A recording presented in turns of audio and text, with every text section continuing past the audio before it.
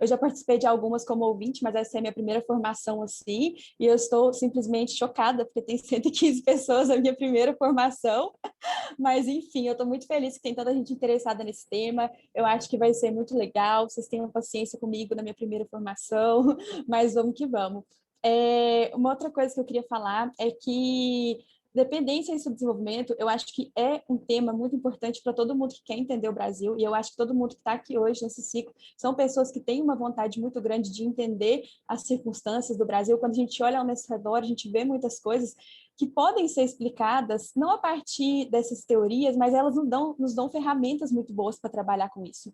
Então, não quer dizer que, assim, nesses PowerPoints a gente vai encontrar a resposta definitiva de todas as questões do Brasil, de todos os problemas do subdesenvolvimento latino-americano, mas a gente vai ter boas ferramentas para trabalhar a partir disso, não quer dizer que a gente tem que concordar, a gente pode discordar, a gente pode fazer um debate muito legal no final, mas eu acho que esse tema é essencial para a gente entender a conjuntura, as coisas que acontecem no Brasil hoje. Na minha cidade, assim, toda vez que a gente chega num grupo que tem alguma pessoa reunida, mais de 3 pessoas, tem alguém falando assim, é por isso que o Brasil não vai para frente. E eu acho que quando a gente estuda assim, um pouco as teorias da dependência, do subdesenvolvimento, a gente consegue entender um pouco melhor por que o Brasil efetivamente não vai para frente, né, entre muitas aspas, mas nesse sentido popular, assim, que as pessoas usam muito. Mas, então, eu vou falar um pouco sobre o pensamento cepalino, o Luca vai falar um pouco sobre a teoria marxista da dependência, e o Rodrigo vai fazer uma análise de conjuntura da América Latina, de alguns países, e eu acho que vai ser muito legal, gente, vamos lá. A CEPAL, então, é a Comissão Econômica para a América Latina e para o Caribe, e ela foi fundada em 48 como uma comissão econômica da ONU. E o objetivo era justamente criar uma cooperação entre esses países latino-americanos e justamente tentar fazer com que esses países se desenvolvessem tecnologicamente, superassem a sua condição de dependência e se inserissem mais ativamente no contexto da economia mundial. E ligado à CEPAL, a gente teve alguns economistas da escola estruturalista e os mais famosos, que eu acho que todo mundo, assim, pelo menos já viu em algum lugar, já ouviu falar, o Raul Prebisch e o Celso Furtado. O Prebisch, ele é um economista argentino e ele foi secretário executivo da CEPAL, se eu não me engano, ele foi o segundo secretário executivo nos anos 50, e ele tem, assim, uma obra super extensa sobre subdesenvolvimento latino-americano, sobre a superação da dependência dos países periféricos, e ele escreveu também o Manifesto Latino-Americano, que eu acho que muita gente conhece por esse nome, tem um nome, assim, um pouco mais específico, mas esse é um nome de guerra, assim, e todo mundo já ouviu falar, que ele dá início a essa discussão sobre a dependência latino-americana.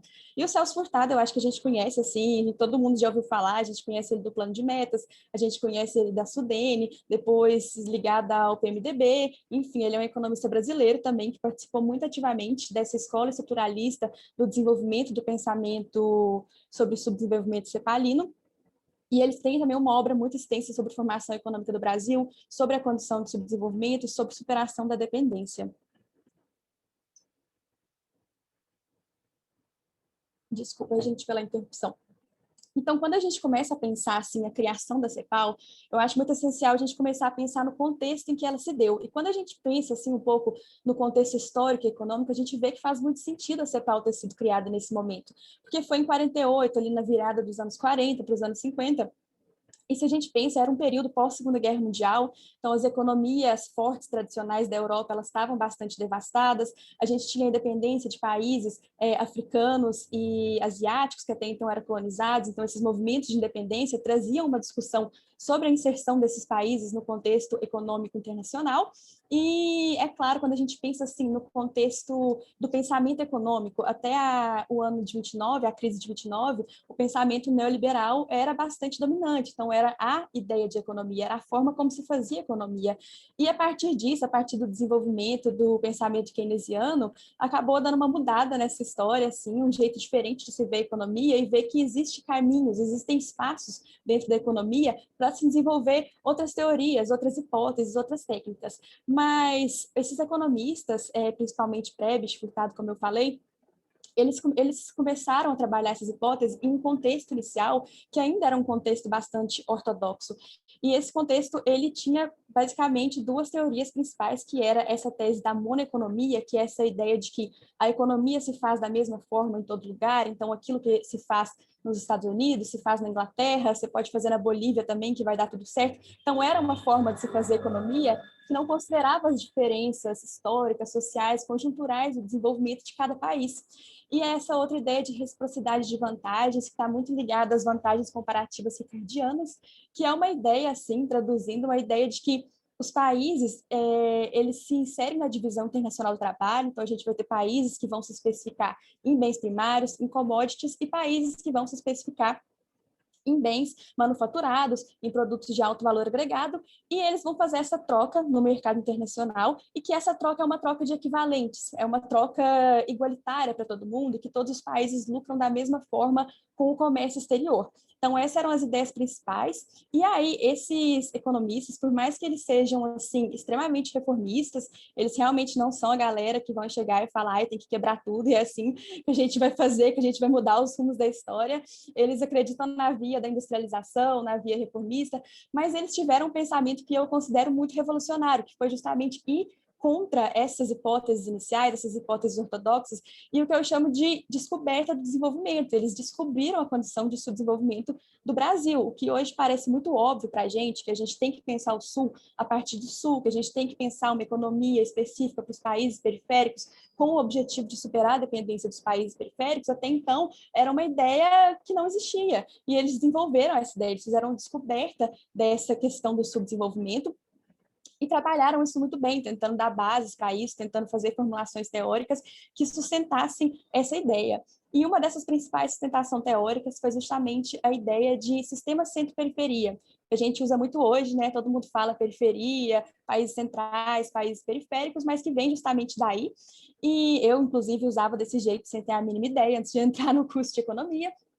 Mas é justamente essa ideia de que a gente tem países centrais, que são esses países altamente desenvolvidos, que produzem bens de alto valor agregado, que exportam esses produtos para os países periféricos, que são os países que produzem commodities, que produzem bens primários de baixo valor agregado, países agroexportadores, como é, por exemplo, os países da América Latina. E existe essa é uma definição um pouco mais assim popular, mas a definição específica do Prebisch, que esse conceito é dele, é essa ideia de que os países centrais são os países onde o progresso técnico acontece. E por progresso técnico eu digo assim, o avanço das tecnologias, o desenvolvimento da produtividade. Então, esse desenvolvimento, esse progresso técnico, ele acontece majoritariamente nesses países centrais. E esses países, além disso, eles são capazes de reter os frutos desse progresso técnico. Então, esse progresso técnico que gera uma renda, que gera uma lucratividade, essa lucratividade fica toda concentrada nesses países centrais. E o que acontece é um ciclo vicioso de acumulação nesses países, porque eles produzem novas tecnologias, novos progressos técnicos, e esses progressos geram uma renda que é reinvestida em mais progresso técnico. Então, é um ciclo vicioso de acumulação que abre uma fenda ainda maior entre as economias periféricas e as economias centrais. E tudo isso é muito central para entender porque os países periféricos eles estão subjugados a essa condição de subdesenvolvimento. O que esses economistas identificaram, que é extremamente inovador nesse período e muito revolucionário, é entender que o subdesenvolvimento ele não é uma etapa, ele não é um período. A gente não começa como um país primário, depois um país subdesenvolvido, depois um país emergente, uma potência emergente, depois finalmente uma potência mundial. As coisas não funcionam assim. A gente não é um estágio de subdesenvolvimento, é uma condição de subdesenvolvimento a que os países periféricos estão relegados e que essa condição não vai ser superada pela via tradicional, por essa via de continuar fazendo comércio exterior da mesma forma como se faz. E essa ideia é muito essencial para a gente entender o pensamento deles. E aí, nesse sentido, depois de toda essa teorização, assim, essa introdução, eles definem alguns eixos de análise que são muito importantes e alguns efeitos que o comércio exterior ele tem sobre os países periféricos. Então, esse conceito de deterioração dos termos de troca, ele é extremamente importante para a gente entender as bases teóricas do pensamento cepalino. E ele vai totalmente contra a ideia de vantagens comparativas, que eu citei mais em cima, as vantagens comparativas ricardianas, porque essa tese da deterioração dos termos de troca, ela define justamente que a troca que acontece no comércio internacional é uma troca de não equivalentes, não é uma troca igualitária, como se pensava, mas uma troca que, na verdade, ocorre de forma desigual e que deixa os países periféricos em uma situação pior do que os países centrais. E por que isso acontece? Isso acontece principalmente porque o que é produzido nos países do norte ou nos países centrais, como a gente quiser falar, são produtos de alto valor agregado, e esses produtos são comercializados, são exportados para países periféricos, a gente importa esses produtos de alto valor e a gente exporta produtos de baixo valor agregado. E aí, as bases disso estão exatamente nessa distribuição desigual do progresso técnico. O que acontece é que, geralmente, quando acontece um aumento de produtividade, o que a gente espera é que o valor dos produtos seja reduzido. Então, por exemplo, se com R$ 100 a gente consegue fazer 100 mesas e agora com R$ 100 a gente faz 300 mesas, o que se espera é que essas 300 mesas sejam o mesmo preço das 100, ou seja, produto mais barato.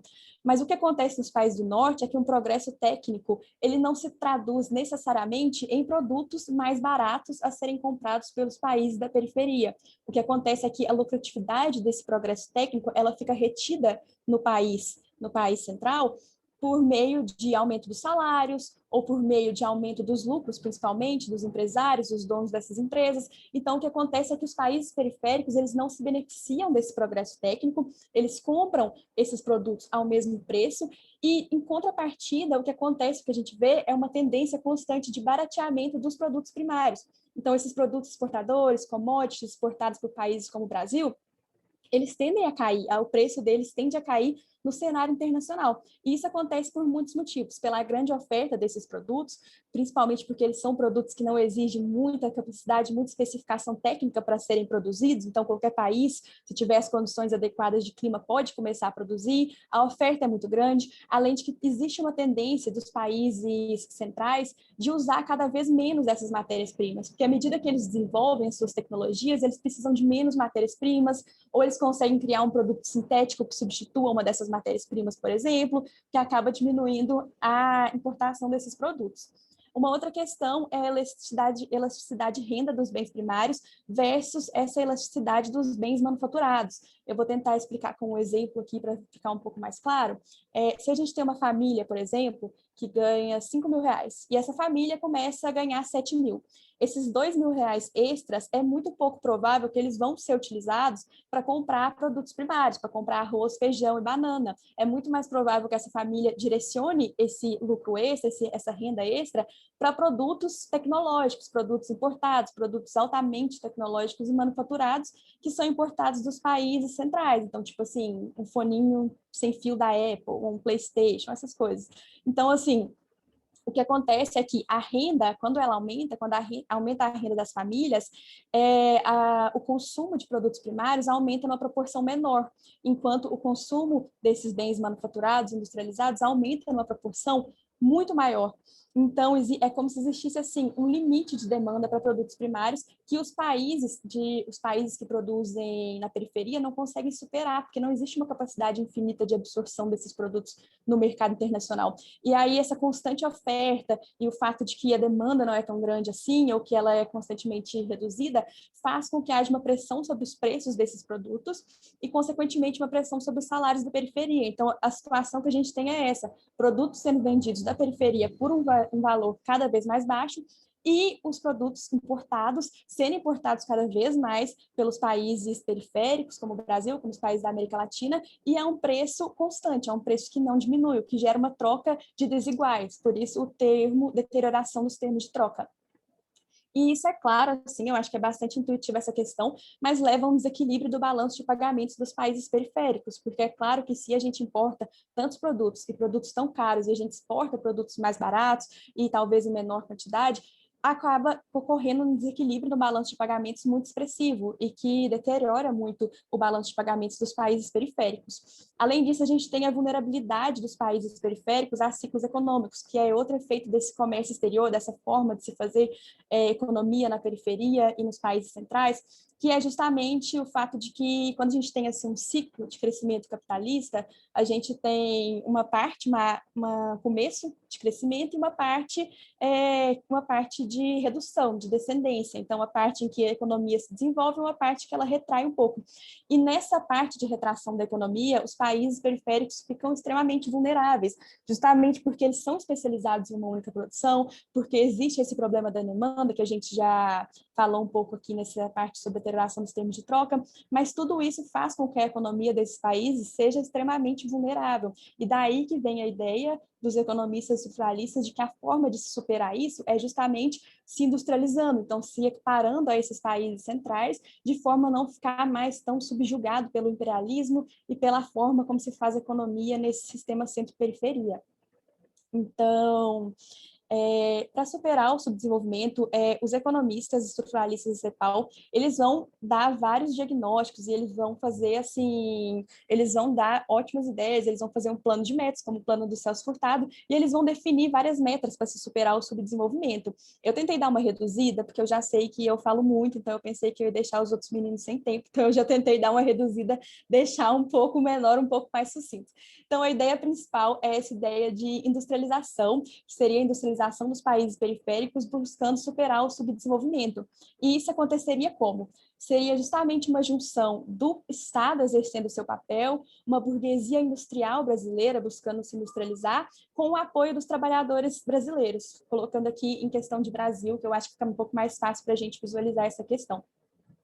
E aí isso aconteceria, é claro, pelo protecionismo do Estado. Então, o Estado ele iria colocar, por exemplo, taxas alfandegárias para produtos importados, para que os produtos do comércio, os produtos desenvolvidos no próprio país, possam fazer frente a esses produtos importados, e justamente para criar essa substituição de importações, que seria desenvolver a industrialização no próprio país, de forma a incentivar as pessoas a consumirem os produtos nacionais e não os produtos importados. Isso seria responsável pelo desenvolvimento do país, pela industrialização, o desenvolvimento técnico e, é claro, evitar a redução de salários dos trabalhadores desse país, porque se isso acontece, a gente perde muita demanda. Os trabalhadores são essenciais no incentivo da industrialização, porque eles vão ser responsáveis por estimular essa demanda, por estimular o setor de industrialização.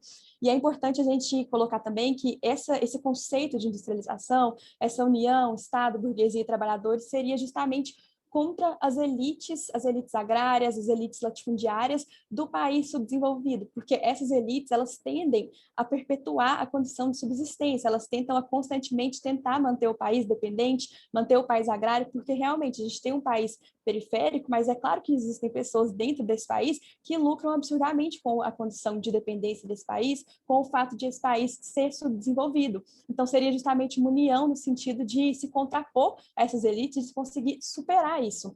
E, assim, esse slide específico, eu acho que ele é base para muitas contradições, principalmente da teoria marxista da dependência, porque eles vão fazer uma crítica muito grande a essa ideia de industrialização como forma de superar o subdesenvolvimento, e principalmente a essa ideia de burguesia industrial, porque o que eles vão falar é, olha, não existe uma burguesia brasileira, não existe uma burguesia bem consolidada. A burguesia brasileira, por exemplo, ela é extremamente dependente, extremamente imperialista, subjugada ao imperialismo. Então, ela é também subjugada à dependência e ela não consegue se unir ao Estado e aos trabalhadores para conseguir superar o desenvolvimento por meio da industrialização. Então, gente, eu acho que essas são as ideias principais. Eu tentei fazer de uma forma mais reduzida para a gente deixar esse debate um pouco mais fluido. Vou passar a palavra para o Luca, que ele vai falar sobre teoria marxista da dependência, e depois, no final, a gente pode fazer um debate um pouco mais aprofundado sobre algumas questões. Muito obrigada, muito feliz de falar para tanta gente, justo na minha primeira formação, acho que foi um golpe de sorte, assim. Muito obrigada pela oportunidade, pessoal do CAF, e vou passar os slides para o Luca. Pessoal, fica até... Enfim, nada a dizer, né? Apresentação maravilhosa da Júlia, parabéns. E vou me apresentar, meu nome é Luca, eu também estudo economia na UFMG, junto com a Júlia. Estamos aí, segundo período EAD, e estudando muito, na medida do possível.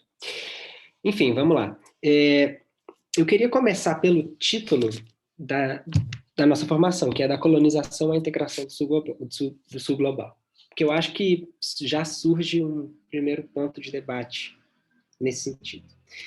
Quando a gente pensa em colonização, né, a gente pensa em todas as nossas mazelas, né? Muitas vezes a gente escuta as economias latino-americanas, a economia brasileira, ela é uma economia subdesenvolvida porque a gente foi colonizado. E sim, isso tem um lado verdadeiro. Só que eu acho que um dos principais pontos que a teoria marxista da dependência vai trazer, e eu vou aprofundar isso, é que a dependência econômica, ela tem as suas raízes nessa expansão colonial europeia, enfim, do século XVI, a história colonial do nosso continente, mas a gente tem que diferenciar dependência econômica de colonização. Esse é um primeiro ponto muito importante, porque eu gosto de fazer uma analogia que é o seguinte, muitas vezes a gente escuta, não, o racismo no Brasil, ele existe porque a gente foi um país que teve escravidão e tal. Sim, claro, óbvio, isso é consenso. A questão é que o racismo ele não é só um resquício da escravidão, é algo que se perpetua depois da escravidão, é algo que se modifica, que tem novas faces com o fim da escravidão. E eu falo que a dependência é mais ou menos isso. Ela surge na escravidão, mas ela na escravidão, na colonização, enfim, mas ela não, ela vai além, né? Então eu acho que o primeiro ponto é esse. A gente tem que entender que a dependência ela é mais do que só colonização, enfim, esse é o primeiro ponto. E a crítica da teoria marxista da dependência vem muito nesse sentido. Enfim, para entender a economia latino-americana, capitalista, a gente teria que fazer uma crítica da economia política na América Latina. Então, justamente por isso, teoria marxista da dependência, a crítica da economia política, é o nome que o Marx deu ao Capital, enfim, a obra do Marx é a crítica da economia política. Fazer uma crítica das estruturas econômicas, das racionalidades econômicas que são produzidas nos nossos países. E por que quando que a teoria marxista da dependência surge com força? O marco de surgimento vai ser a Revolução Cubana, no final da década de 50. E a teoria marxista da dependência vai se institucionalizar, vai, né, enfim, vai ser muito forte com a Revolução Cubana.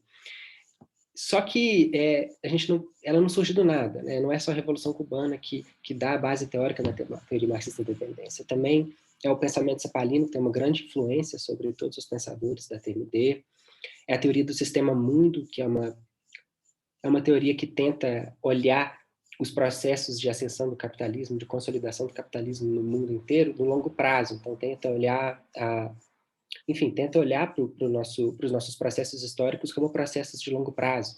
Tenta fazer análises históricas que vão até 500, 600 anos atrás, para tentar entender os processos mais contemporâneos. E também a geografia crítica, eu colocaria aí, que, enfim, foi institucionalizado no Brasil pelo Milton Santos, que vai debater muito a urbanização, a industrialização no Brasil. A teoria marxista da dependência está inserida nesses debates teóricos do pós-guerra. Esse é o primeiro ponto. E os principais teóricos da TMD são Rui Mauro Marini, que é esse barbudo aí, da direita, a Vânia Bambirra, que é essa moça que está do lado do Rui, o Teotônio dos Santos, e mais agora, assim, mais contemporaneamente, tem o Fernando Corrêa Prado, que é se eu não me engano, professor da Federal do Rio Grande do Sul, e a Marina Machado Gouveia, que é da Federal de Santa Catarina. Enfim, tem muitos pesquisadores, a teoria de marxista dependência voltou muito à moda ultimamente, e eu considero que isso seja algo interessante. Então, pode passar, por favor, Júlio.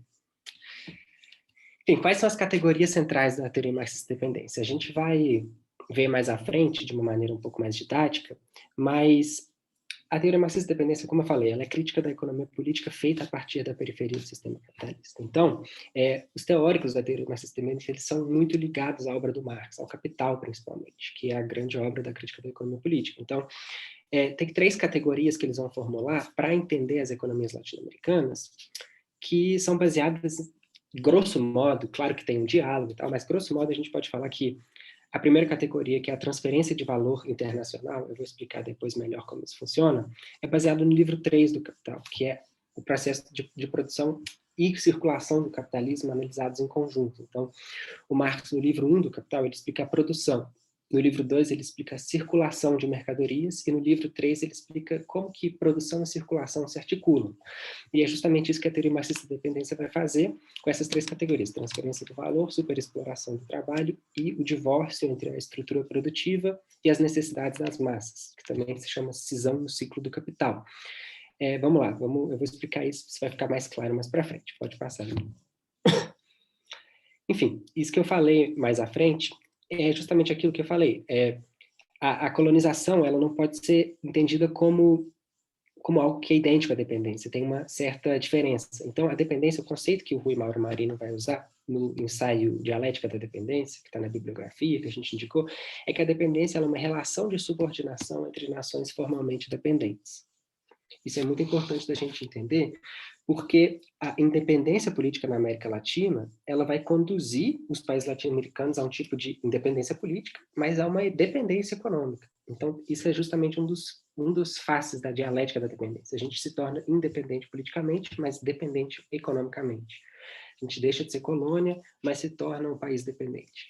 E no Brasil, o ano de 1850, eu acho que é um ano interessante para a gente analisar nesse sentido, porque nesse ano o Brasil vai aprovar a Lei de Terras, que é uma lei que vai concentrar muito as terras no Brasil, ou seja, essa lei ela libera o fator de produção terra, ela subordina a terra ao capital, aos latifundiários. A Lei Eusébio de Queiroz, que proíbe o tráfico internacional, o tráfico no Brasil, enfim, que tem um impacto muito grande sobre o trabalho no Brasil, sobre o trabalho escravo, etc., e institui as relações assalariadas, então seria uma forma de liberar o fator de produção trabalho.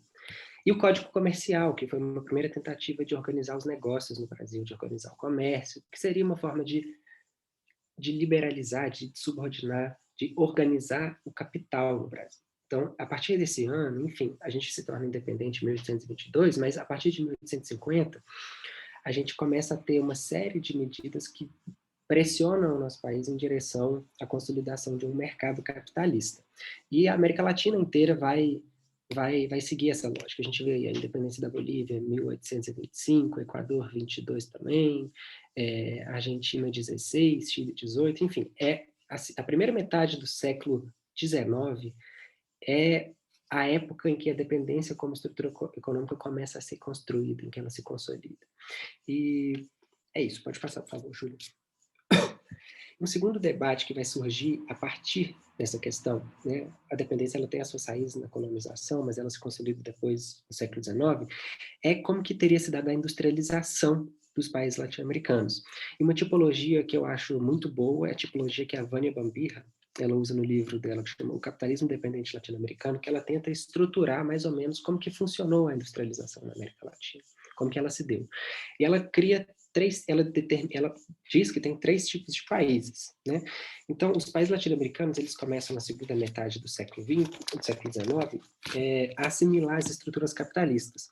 Aí o Marx, ele chama isso de o salto mortal da mercadoria. Né? O momento em que a mercadoria, ela passa a ser subordinada ao dinheiro. Não é só uma mercadoria que se transforma em dinheiro e esse dinheiro vai ser usado para comprar uma nova mercadoria. É o dinheiro que compra uma mercadoria para ser transformado em mais dinheiro. Então, é isso que caracteriza o capitalismo e é isso que vai começar a se endogeneizar nas economias latino-americanas. Enfim, o que a Vânia vai falar? Ela vai falar que antes de 1945, né, antes do final da guerra, a Argentina, México, Brasil, Chile, Uruguai e Colômbia vão ter estruturas incipientes de industrialização. Então, esses esforços na virada do século, no final do século XIX, já existiam alguns esforços nesses países. Peru, Paraguai, Peru, Venezuela, etc., o tipo B que está aí, é quem vai se industrializar só pós-1945, e ela vai chamar isso de industrialização conduzida pelo capital estrangeiro. Então, seria uma industrialização nos marcos da integração monopolística do pós-guerra, das grandes corporações estadunidenses que pressionam em direção à industrialização desses países. E ela diz até que tem o tipo C de país, ela tem dúvidas acerca do Panamá, se inclui ou não, que ela não estava observando com tantos detalhes, enfim, mas ela diz que esses países nunca tiveram industrialização. De fato, o Haiti é um país até hoje muito agrário, pouco industrializado, é algo que permanece em maior ou menor escala até hoje. E uma coisa interessante que a gente tem que falar também é que, eu falei, a teoria marxista da dependência, ela se institucionaliza a partir da década, enfim, com a Revolução Cubana, década de 50, década de 60. Só que o marxismo na América Latina, isso é importante, ele já surge na virada do século. Então, a gente tem figuras como o Mariátegui, que é esse senhor assim da esquerda, o Lima Barreto, que é um anarquista, mas ele tem um pé no marxismo, alguns ensaios dele, é muito interessante essa história literária dele, em relação entre literatura e marxismo. E É isso, assim. A gente não pode também pensar que a década de 40 é o momento em que muda tudo. Não, isso vai sendo construído lentamente. Então pode passar, Júlio.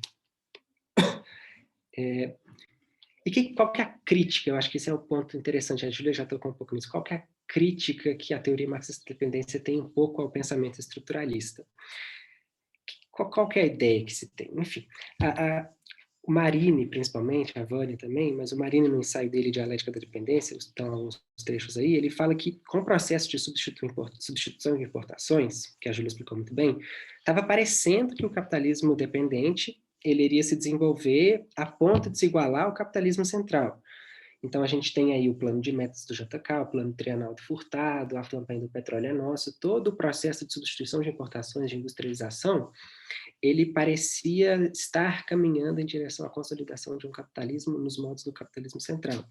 Só que o problema é que o desenvolvimento industrial na América Latina ele segue uma lógica muito diferente. Eu acho que esse é um ponto muito, muito importante da gente ressaltar aqui. Enfim, não é só uma questão de insuficiência de desenvolvimento capitalista. A industrialização ela é muito diferente na periferia. Eu vou explicar melhor por quê. Pode passar, por favor. Nos países centrais,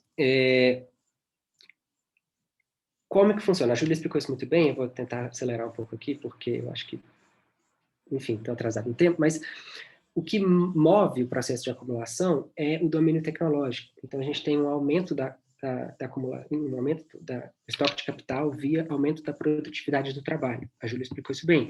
Só que o que acontece?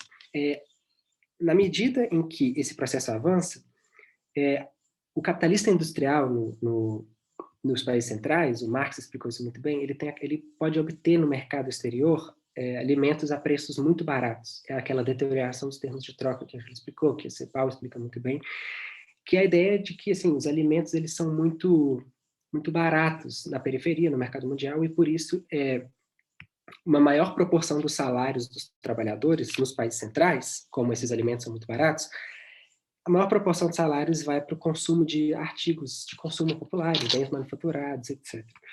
E é justamente isso que a gente vê também acontecendo atualmente. Por exemplo, eu coloquei aí do lado esquerdo um gráfico muito interessante que mostra a proporção da renda dos trabalhadores, dos salários que gasta com comida. Então, por exemplo, na Inglaterra é só 7,8%, na Alemanha 10,8%, na Dinamarca é 11%. Então, os países de capitalismo central, os países europeus, uma parte muito pequena da renda ela vai para alimentos, para a reprodução da força de trabalho.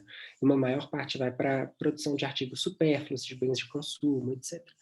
E aí, outro gráfico lá direito mostra como que a taxa de poupança evoluiu antes e depois do lockdown nos países europeus, enfim. É interessante também, porque a gente vê que, por exemplo, na Alemanha, antes, pre-lockdown, a taxa de poupança estava menor do que end 2020, ou seja, no final do ano de 2020. Então, a poupança ela cresce muito justamente porque as pessoas consomem muitos artigos supérfluos, muitos bens de consumo que não são necessários somente à reprodução da força de trabalho, em termos de alimentos, etc. Pode passar, por favor. E nos países dependentes, como a industrialização ela é produto da expansão imperialista do início do século XX, o Lenin escreve isso muito bem, tanto que a teoria marxista da dependência tem um pé muito grande na obra do Lenin, também na teoria do imperialismo do Lenin, ela é produto da expansão imperialista. Então, no Brasil, por exemplo, toda a infraestrutura ferroviária, urbana, que foi necessária para consolidar a industrialização, ela é construída com capital estrangeiro. Tem um texto muito interessante do André Singer, que ele explica muito bem como que o imperialismo ele entra muito na economia brasileira na virada do século. Então, o que acontece? É que sempre tem um excesso de demanda, sempre vai ter excesso de demanda nas economias dependentes, porque tem mercado consumidor pra caramba. O problema é que para o capitalista no capitalismo dependente vai ser muito mais vantajoso ele explorar o trabalhador do que insistir na expansão do seu mercado consumidor, enfim, botar dinheiro na mão das pessoas. Por quê? Porque aí que está, eu coloquei, a cesta básica já toma quase 60% do salário mínimo. Então, a grande parte do que o trabalhador consome é alimento. Então, o capitalista ele é muito mais vantajoso ele insistir na exploração maior do trabalhador do que na expansão de um determinado mercado consumidor. É porque o lucro dele ele vem justamente da compressão dos salários, enfim, da maior exploração do trabalhador. Então, eu acho que é um ponto que é muito atual atualmente, assim. Muita gente, não, porque como que os empresários brasileiros não entendem que eles têm que botar dinheiro na mão do povo? Eles estão lucrando horrores porque tem um rebaixamento salarial no Brasil, as taxas de lucro estão intocadas, etc. Enfim, é um debate interessante que a teoria marxista-dependência vai fazer como Sapal. E é justamente isso que determina a superexploração da força de trabalho na periferia. É o fato de que o capitalista, ele, aí o Marini fala, né, ao não ser um elemento essencial do consumo individual do operário, o valor das manufaturas não determina o valor da força de trabalho, porque você não precisa, isso não entra no cálculo do valor da força de trabalho. Então, isso é muito mais vantajoso, vale muito mais a pena explorar o trabalhador intensiva e extensivamente. E é um pouco isso, pode passar, por favor. É isso que caracteriza a superexploração. Então, são várias questões que entram também, como que isso acontece culturalmente, socialmente, né? A gente tem uma série de questões, principalmente a questão racial no nosso país também, né? Que justifica que alguém seja superexplorado, que alguém tenha um salário mínimo extremamente rebaixado. É isso.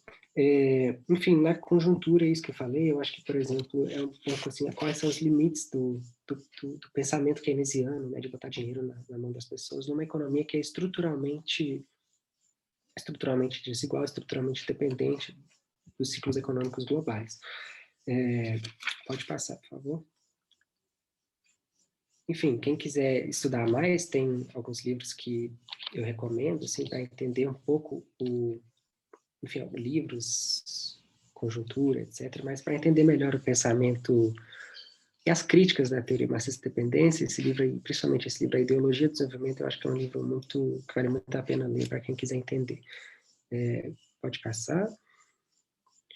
A obra do Florestan Fernandes também é uma obra que dialoga muito com as questões postas pela teoria marxista-dependência, quais são os limites do petismo, como modo de organizar o capitalismo brasileiro, como funciona a burguesia brasileira, qual o caráter da revolução burguesa no Brasil, enfim, são alguns textos aí que eu acho que são interessantes. Pode passar também.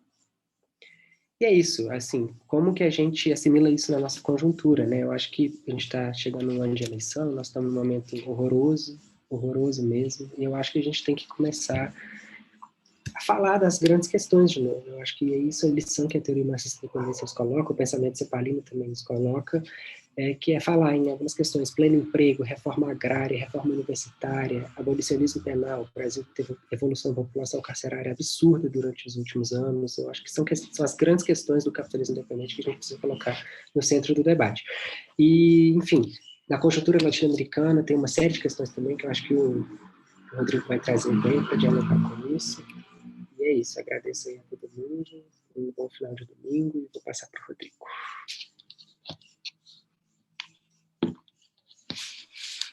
Rodrigo, você quer que eu passe para você os slides ou você vai querer compartilhar a sua tela?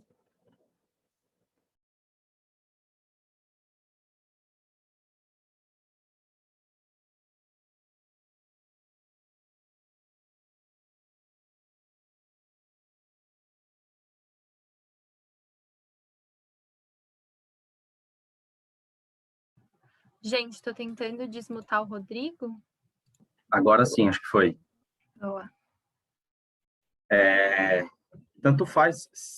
Qual Ju que está nos slides? Ju Morato ou Ju Pestana? Morato. Pode seguir, eu só não sei se você está puxando direto da última versão, né? Eu dei uns últimos ajustes aí. Eu estou No comecinho. puxando sim. Então, acho que deve Melhor estar você atualizado. compartilhar. Será? Se não tiver qualquer coisa, a gente compartilha. Eu compartilho aqui. Beleza. Pode ir para o próximo, que aí a gente começa.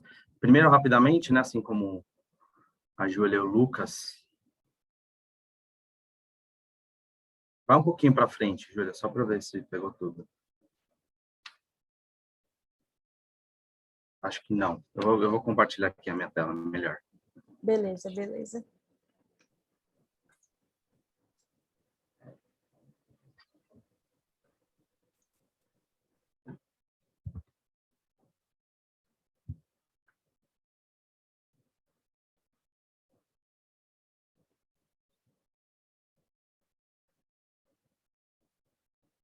Tá.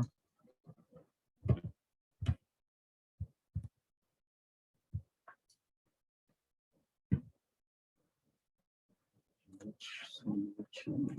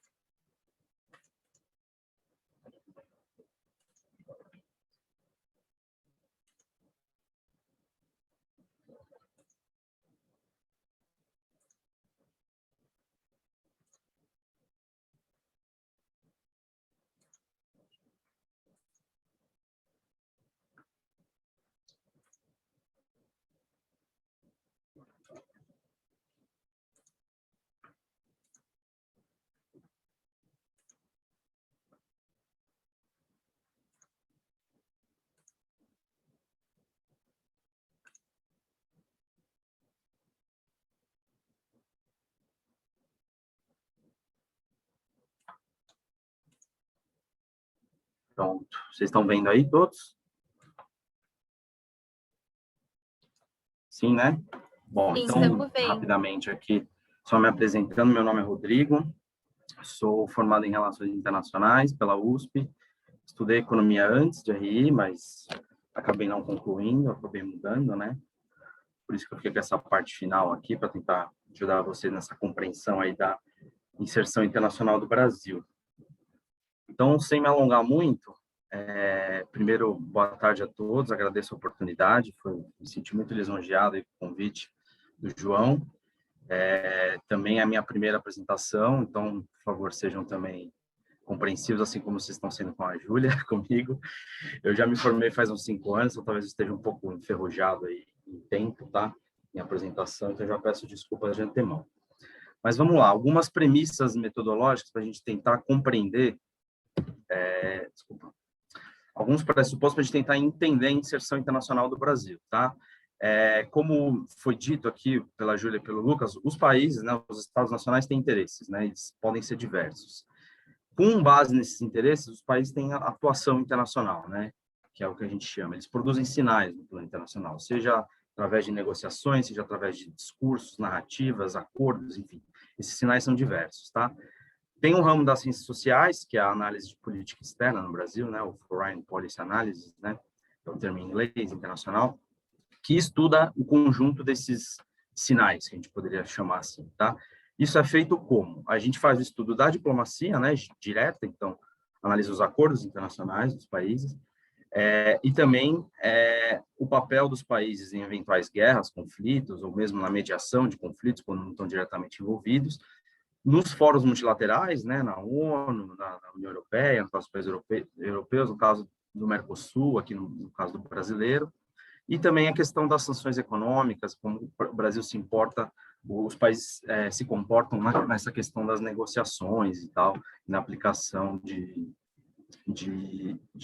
sanções, enfim, na reivindicação de direitos no plano comercial, tá?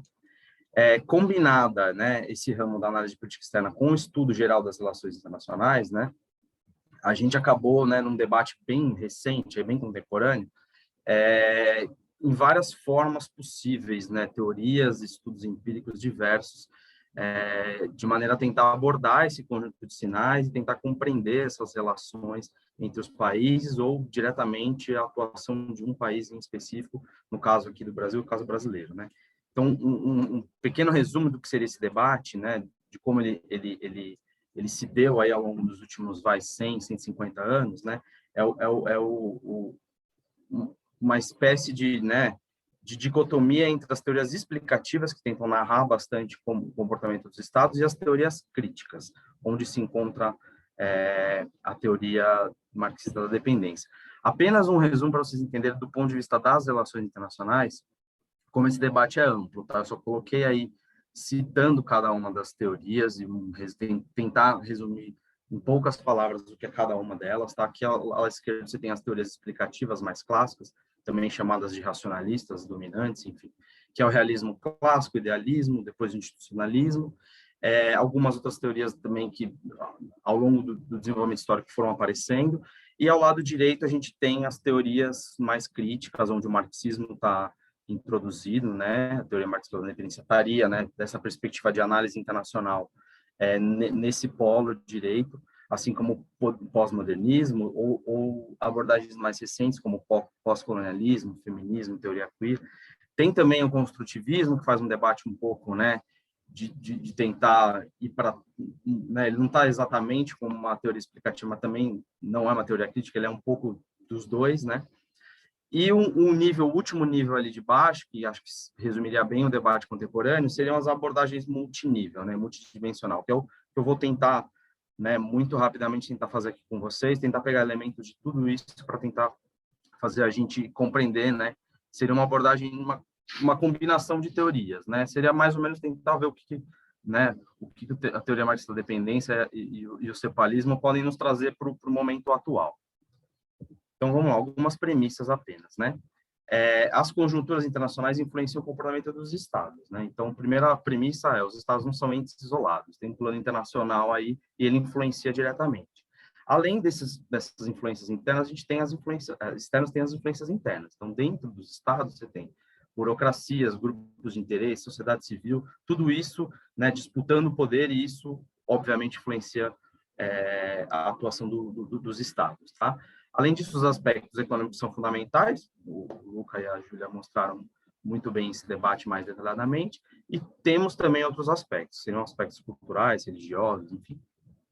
Uma premissa metodológica para a gente olhar o papel do Brasil no plano internacional seria o movimento pendular, que é uma ideia de que, partindo do pressuposto que o Brasil é dependente, né, foi uma colônia, e hoje ele é dependente economicamente, e ele tem um polo, né, que seria o capital internacional, muito representado, né, no plano da relação dos países pelos Estados Unidos, que foi sempre o nosso principal parceiro. Uma das maneiras de olhar a intenção no Brasil em alguns momentos o Brasil está muito próximo e alinhado aos interesses do capital internacional, dos Estados Unidos, das grandes potências, e em outros momentos o Brasil tenta fazer um movimento de independência, de tentar caminhar com as próprias pernas, de tentar ir atrás de projetos, né, seus, internos, né, de independência. Então, assim, o que a gente tem na inserção? Outro aspecto, né, que eu queria ressaltar, que é para a gente olhar de uma maneira geral. O Brasil tem uma forte tradição diplomática, acho que muitos aqui sabem, né? As circunstâncias geopolíticas históricas, né, favoreceram, então a gente, né, quase não se envolveu muito em guerras, né? Tem a Guerra do Paraguai, enfim, tem a Primeira Guerra que o Brasil mandou tropas, mas tirando esses eventos pontuais, a gente não é uma nação que guerreia muito, e a gente tem uma tradição de tentar resolver os conflitos com o diálogo, né? Então, o Brasil tem lá na sua cartilha, lá do Itamaraty, alguns valores e princípios, que são a soberania, a autonomia, o desenvolvimento nacional e o princípio da não intervenção. Isso norteia a política externa do Brasil, né? Pelo menos até agora, né? Nos últimos 100, 150 anos, tá? E o resultado disso também, até agora, é uma boa reputação e reconhecimento internacional, né? Vamos ver o quanto isso está sendo destruído, talvez daqui a alguns anos. Então, apenas para tentar pensar alguns elementos dos períodos históricos, tá? A gente teve um período imperial, que foi pós-independência do Brasil. Isso foi marcado por um distanciamento gradativo dos interesses metropolitanos. Então, o Brasil foi, aos poucos, né, se reconhecendo enquanto Estado nacional, enquanto país, e foi tendo uma cada vez mais crescente relações e uma atuação internacional. Então, essa lógica da autoafirmação combinou com uma lógica imperial agressiva também. Então, o Brasil tentava, né, agora que era independente, expandir a sua influência e buscar uma hegemonia, principalmente aqui na América do Sul, que era onde a gente estava, né, onde a gente está localizado. A Guerra do Paraguai talvez seja o maior exemplo disso, né? Ao mesmo tempo que a gente se alinhava a alguns interesses imperiais ingleses, né? A gente, de certa forma, né, brigava com um concorrente, que era o Paraguai aqui na América do Sul, e, ao mesmo tempo, se alinhava com a Argentina e com o Uruguai também, que tinham interesses parecidos com nós. Então, a gente, ao mesmo tempo que fazia essa expansão, né, de influência, a gente também fazia alinhamentos e costurava acordos, enfim, com outros países, tá? Aí teve os aspectos econômicos desse período, a economia cafeeira, né, que foi crescendo ali do final do século para a virada do século, e o projeto da aristocracia cruel foi se predominando a esse projeto imperial, né, do Segundo Império, aí, Dom Pedro II. Isso consolidou na República, né, mas, de certa forma, sem grandes rupturas internas e externas do ponto de vista político, né. Então, a gente teve um período de Primeira República, que é muito, né, a figura do Barão do Rio Branco, acho que todos aqui já ouviram falar, enfim, estudaram o quanto ele é importante, né, inclusive no desenho das práticas brasileiras, no desenho do papel do Brasil no mundo, né, principalmente em relação às negociações pelas fronteiras, a questão do Acre, outras questões também são bem símbolo disso. O Brasil viveu um momento de fortalecimento dos seus laços com os vizinhos, né? Passado aquele momento ali da Guerra do Paraguai mais traumático, o Brasil passou a se aproximar mais dos seus vizinhos, né? Todos aqui da América do Sul. E também foi ali o início de uma aproximação mais estratégica com os Estados Unidos nessa Primeira República. Depois a gente foi para um momento, né, de ruptura com a era Vargas, né? Porque a economia cafeeira entrou em declínio, a gente teve a crise de 29, teve um momento ali onde a aristocracia rural apenas não mais traduzia os interesses nacionais, houve crescentemente outros grupos, né, urbanos, aí, as classes médias urbanas, nascendo e querendo mais participar da vida política, tanto interna quanto externa, né, projetar esse poder, novas classes, né. E aí resumidamente, você tem dentro da era Vargas um papel de o que os autores falam de equidistância pragmática, né? Então, houve ali um crescimento bastante da Alemanha nesse período, né? A gente estava vivendo o regime nazifascista e a Alemanha projetava também poder aqui para a América do Sul. E o Brasil se aproveitou disso também, então fez vários tratados com a Alemanha, né? A Alemanha exportava bastante produtos para cá, o Brasil exportava produtos manufaturados, o Brasil exportava produtos primários para lá. Os Estados Unidos não vê isso como algo bom e, ao mesmo tempo, o Vargas foi muito hábil nisso de explorar também esse receio dos Estados Unidos, da influência alemã aqui, para conseguir também tratados e conseguir também uma boa relação. Então, aí, óbvio, na guerra, o Brasil acabou tendo que escolher um lado, ficou do lado dos aliados, isso trouxe bastante investimento norte-americano para o nosso setor bélico, que estava meio, né, ainda mas na época tinha uma crise aí de tecnologia, né? Então, os americanos emprestaram bastante tecnologias que estavam sendo desenvolvidas para a guerra para nós, né? E nesse período, né, o Brasil, no final ali desse período, iniciou uma participação bem forte nas conferências de paz, e daí também surgiu essa questão do Brasil ter um papel neutro, né, nas relações internacionais. E, inclusive, né, o Brasil abre sempre a Conferência da ONU, porque abriu a primeira Conferência de Paz no final da guerra, e também participou do primeira formação do Conselho de Segurança como membro rotativo. Depois a gente foi para a Nova República, né, do pós-Vargas aí, onde aquela ideia do pêndulo ficou um pouco evidente também. A gente teve um começo ali no governo Dutra de alinhamento mais forte com os Estados Unidos, porque os Estados Unidos né, vindo dessa aproximação dos aliados, os Estados Unidos estava muito próximo a esses países, mas, ao mesmo tempo, houve alguns momentos de mais pragmatismo, de mais distanciamento, né? A aliança com os Estados Unidos trazia alguns benefícios econômicos, então isso é importante pontuar, né? E era interessante para o Brasil se aliar, porque os Estados Unidos apoiavam o Brasil enquanto força local. Então, para projetar poder, né, para os outros países aqui do Cone Sul e da América do Sul, era interessante para o Brasil ser o aliado dos Estados Unidos aqui, porque os Estados Unidos tinham uma força imperial para cá. Então, ao mesmo tempo que o Brasil, né, se alinhava os interesses, mas, né, os seus interesses imperiais aqui, se a gente pode dizer, né, interesses de hegemônicos aqui na América do Sul, eram atendidos também com essa aliança. Isso foi aos poucos evoluindo, né, e foi surgindo uma PE independente, aí, né, ficou classicamente conhecida, né. Isso foi facilitado porque os Estados Unidos ficou muito preocupado com o Plano Marshall, com a reconstrução da Europa e também com projetar poder em outros lugares do mundo, na Ásia, no Japão. Isso deixou o Brasil um pouco mais confortável, né, para poder abrir diálogo com outras nações, enfim, uma outra conjuntura que já não era mais, né, uma conjuntura de guerra. Isso, de certa forma, né, além disso, teve a independência dos países africanos também, e esse deslocamento do eixo político de leste a oeste para o norte e sul. Então, o Brasil se aproveitou um pouco disso para fazer essa política externa independente, estava fazendo isso, né, muito bem, até que veio o golpe militar, e no regime militar houve algumas mudanças, né, os militares eles eram bem mais nacionalistas, então, num primeiro momento, eles voltaram-se muito para dentro, né, para a prosperidade, para os interesses nacionais, para um pragmatismo responsável, voltaram os protecionismos econômicos, houve vários planos de desenvolvimento para a indústria nacional, né? Isso, de certa forma, gerava um pouco né, era contra um pouco os interesses, né, hegemônicos das grandes potências, era, de certa forma, bom para o Brasil, porque tentava-se um desenvolvimento econômico, né? Houve também os episódios dos choques do petróleo, ali já mais para o final do regime. Isso ajudou o Brasil a se aproximar de China, de alguns países da África e do Oriente Médio também, porque o Brasil precisava, o Brasil não era autossuficiente, né, em petróleo. Então, houve também, naquela lógica do pêndulo no regime militar, houve muito esse embate entre o americanismo, né, e, né, aqueles que defendiam que a gente deveria assim, alinhar automaticamente aos interesses dos Estados Unidos, e uma ideia de não, a gente tem que ser mais pragmático. Tinha uma ala do exército que defendia esse universalismo, que o Brasil devia dialogar com todas as nações. Isso certamente produziu, né, uma maior inserção do Brasil, né, nos planos internacionais. Depois tivemos uma reabertura. A Clara quer brincar de desenhar aqui, né, na minha apresentação. Sem problema, Clara.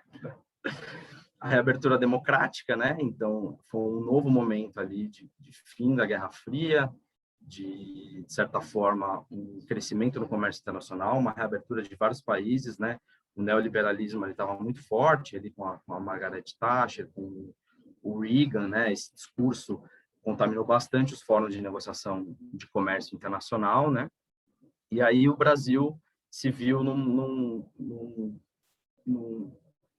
numa chave de integração competitiva. Então, o Brasil passou a tentar, de certa forma, se inserir internacionalmente via comércio, né? Então, essa reabertura política possibilitava uma reabertura econômica, e o Brasil passou a buscar maior participação internacional, enfim. E também, como a gente vinha, né, tentando resolver as questões econômicas, né, vindas a inflação, todos os problemas econômicos que vinham da época da ditadura, a gente passou a buscar uma certa credibilidade internacional. Então, a gente aderiu aos parâmetros dos órgãos internacionais de comércio, FMI, Banco Mundial, toda aquela conversa, né, de que os países têm que ser sustentáveis e tal, economicamente, não podem fazer loucuras e tal, até para conseguir crédito. Teve também a discussão da ALCA, o Brasil, de certa forma, participou, né, de certa forma, contra, e também a construção do Mercosul, né, que essa semana completou 30 anos.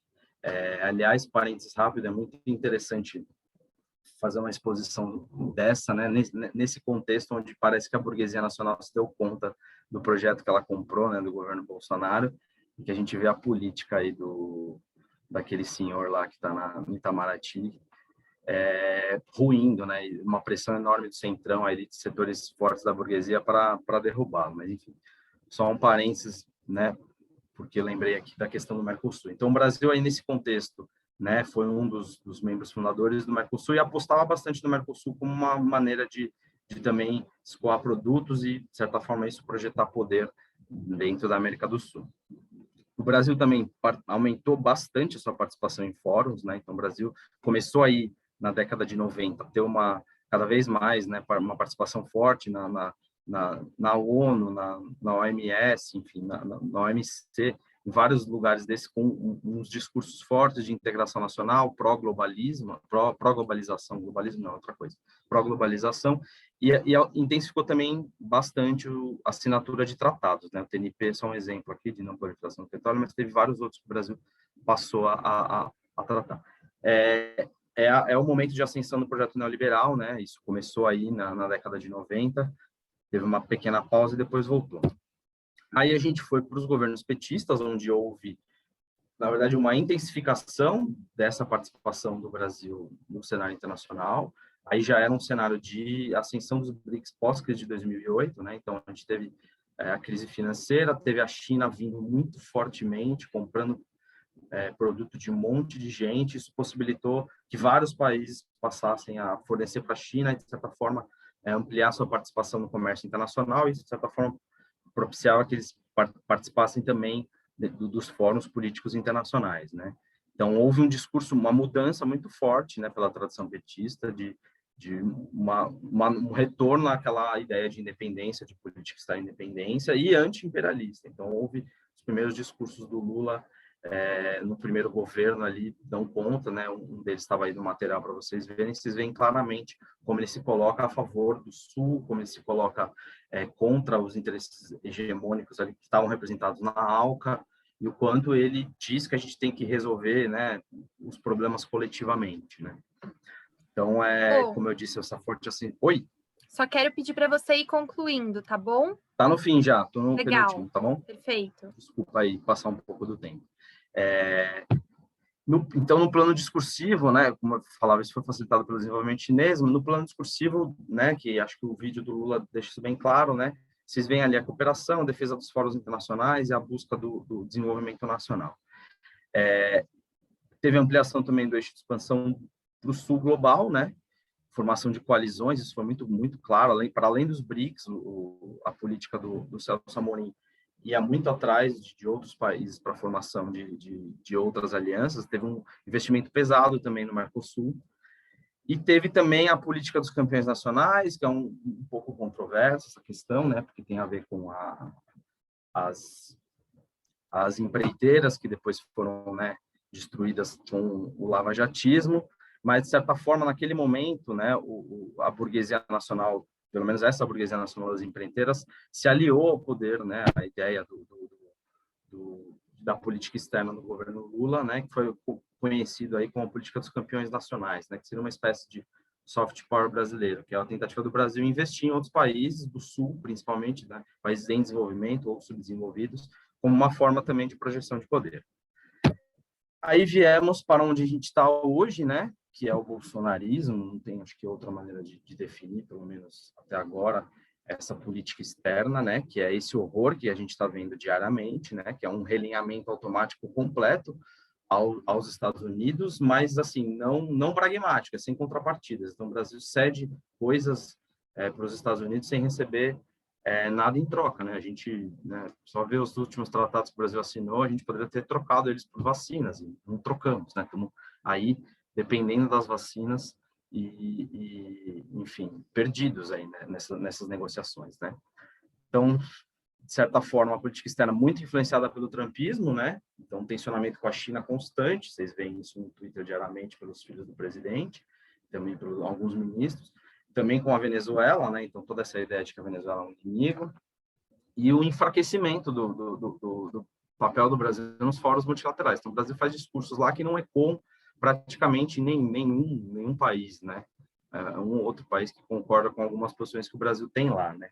Então, no plano discursivo tem muita presença do olavismo, não tem como não citar, porque isso é muito presente. Tem também questões do neopentecostalismo, então essa pauta de costumes, né, conservadora, está contida também nas narrativas, e tem também os interesses do agropop, né? Embora o agro não seja pop, a pauta do agronegócio ecoa também. Então, o resumo da política externa do bolsonarismo seria um antiglobalismo, né, que é como eles chamam, né, que seja lá o que queira significar esse globalismo, contra o aborto dos direitos humanos, claramente negligente em relação à preservação ambiental. Além disso, uma outra quebra de tradição, que é o alinhamento eleitoral. Então, antes, né, a gente nada pragmático, a gente se alia a pessoas que estão concorrendo aos cargos, né, nos seus países, e se eles perderem, a gente fica com os prejuízos, né? Então, o alinhamento eleitoral, tem o Trump, tem o exemplo do Macri também.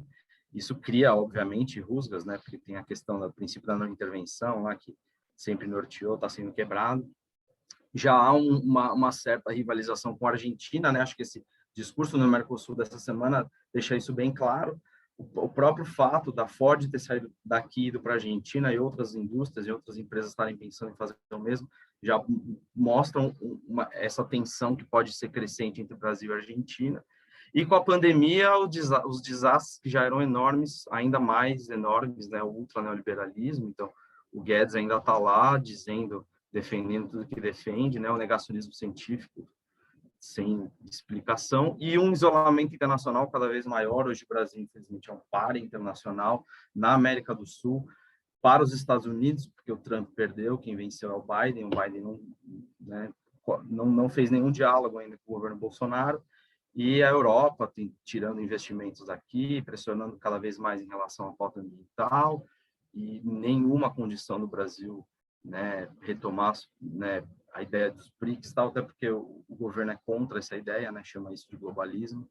Então, um isolamento cada vez mais profundo, internacional e rápido por conta da questão da pandemia, que a gente não sabe onde vai dar. Isso estão sendo os próximos capítulos.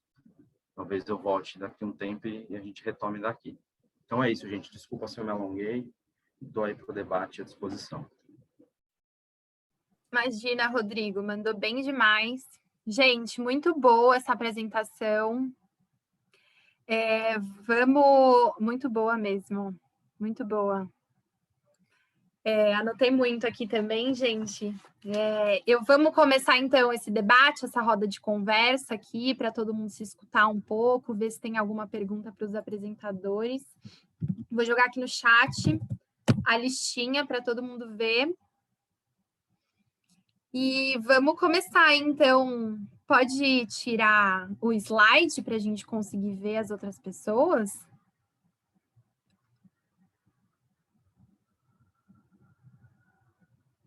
Mas, bom, vou preparando aqui. O Lucas Gabriel, está preparado para falar, Lucas? Vê aí, solta. Ju, Oi. rapidinho, não só enquanto o pessoal libera o Lucas. Gente, queria só avisar que, infelizmente, por causa do tempo, a gente vai ter que encerrar as inscrições, porque a gente tem aí o nosso teto das 5 horas, então acho que já tem 11 pessoas inscritas, né? E aí eu acho que depois a gente pode encaminhar para o final, que a gente vai apresentar um pouquinho do coletivo. Tudo bem? Peço desculpas para quem ainda queria falar, mas é que, de fato, o tempo é curto e as apresentações foram muito boas, mas é bom que aí a gente consegue ter o melhor dos dois mundos, né? Desculpa aí ter interrompido, pode ir aí, Lucas.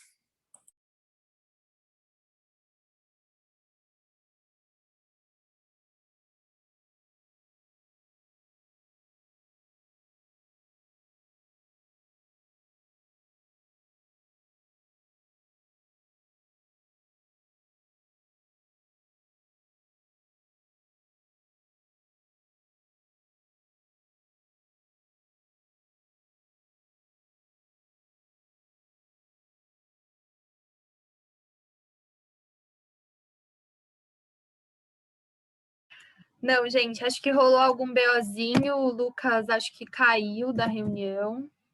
Vamos passar para a próxima pessoa, tá bom? Da lista. E aí, quando o Lucas voltar, a gente retoma, tá bom? Então, vamos para o Marcos. Paulo, pode ser, Marcos? Você tá aí? Boa, sucesso. Libera aí. Estão me ouvindo? Alô? Vocês conseguem me ouvir? Sim. Beleza. Obrigado. Primeiro, queria agradecer aí a oportunidade. Adorei a apresentação de vocês, de verdade mesmo. Quero guardar no meu e-mail depois o slide.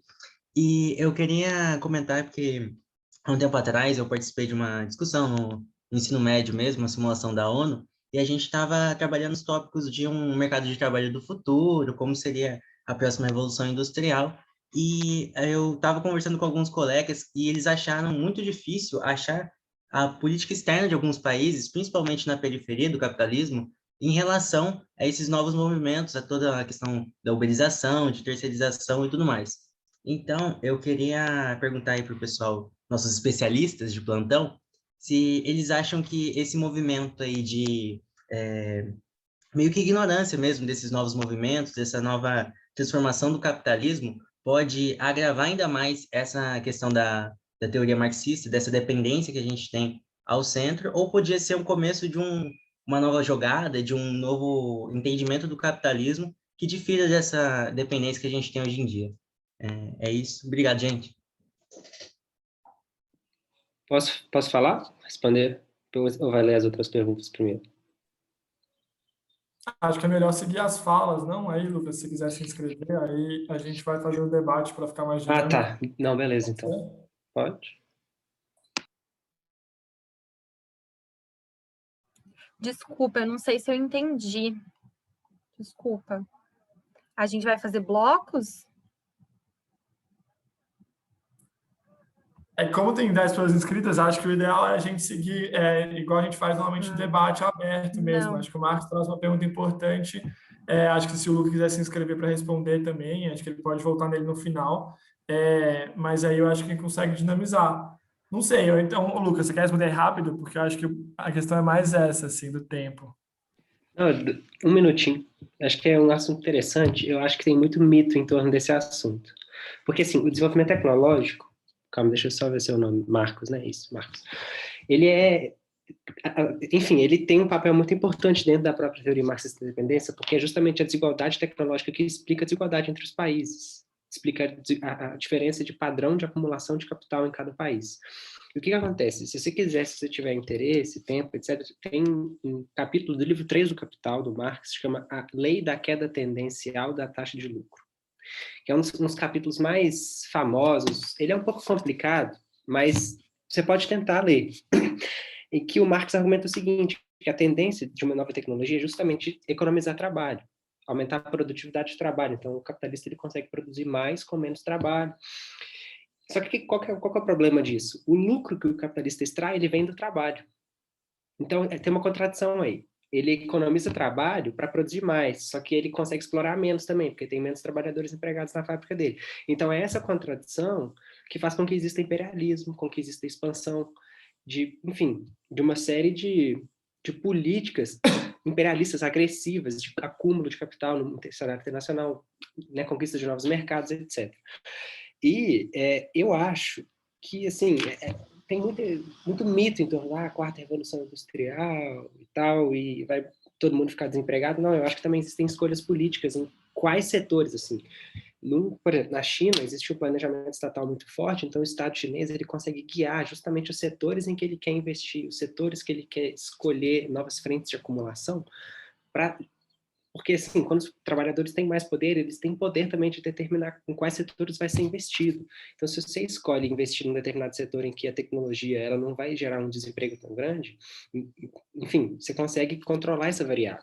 Eu acho que a questão é justamente quais decisões são tomadas. Eu acho que quando a gente coloca o desemprego como uma variável central, a substituição de força de trabalho, ela tem uma nova face, porque ela é feita a partir do lado dos trabalhadores.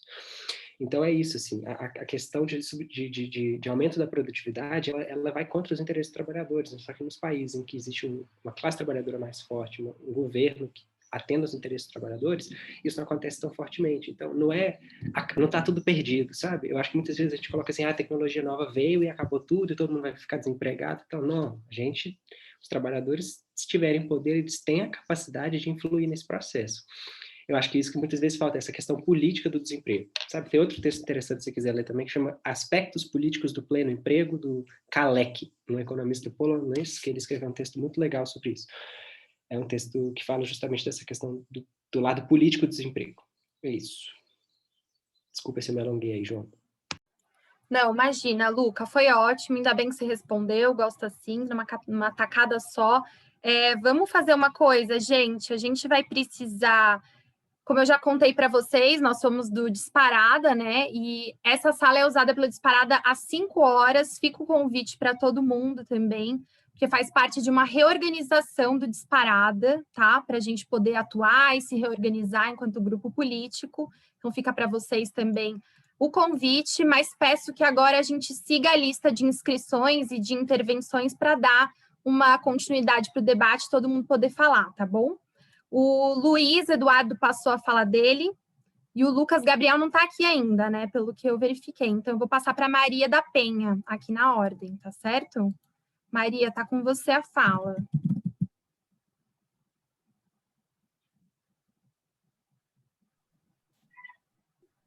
Oi, boa tarde. Eu só queria que vocês pudessem fazer um paralelo, como eu coloquei, né, no chat, porque quando foi colocado lá no Superando o Subdesenvolvimento, aí veio o que é hoje, né? Essa questão das indústrias estarem sendo fechadas, saindo do Brasil. Como eu gostaria que fosse feito essa discussão, esse paralelo, né, daquele tempo que foi colocado, né, que a gente falava em subdesenvolvimento, e hoje. Tá bom? Era isso.